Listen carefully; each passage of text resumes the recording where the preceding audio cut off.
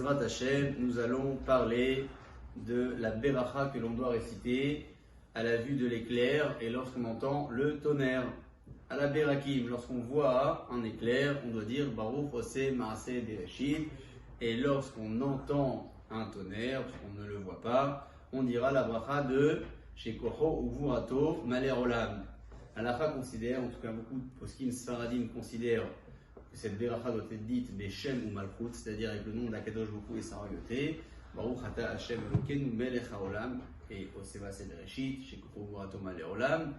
Bien que ce ne soit pas l'avis de tout le monde, puisque beaucoup de personnes ont pris l'habitude aujourd'hui de dire ces berachot-là sans le Shem ou Malchut, sans le nom d'Akadosh Baruch Hu ni sa royauté. Cette beracha doit être dite Betor Kededibour, c'est-à-dire dans le laps de temps le plus court qui suit le moment où on a aperçu l'éclair, au moment où on a entendu le tonnerre. Tor Kededibour, c'est mâche quelques secondes. Celui qui a dépassé ce laps de temps ne dira pas la bracha ni de l'éclair ni du tonnerre.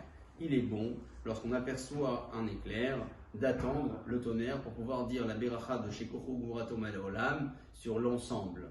Puisque cette beracha-là est effectivement une beracha destinée au tonnerre, mais le tonnerre a été systématiquement précédé par l'éclair. Donc lorsqu'on voit l'éclair, on attend un petit peu le temps d'entendre le tonnerre pour pouvoir dire la beracha que je disais, donc Shekocho Uvurato Maler Olam, sur l'ensemble. Cette beracha doit être dite une seule fois dans la journée, pas deux fois.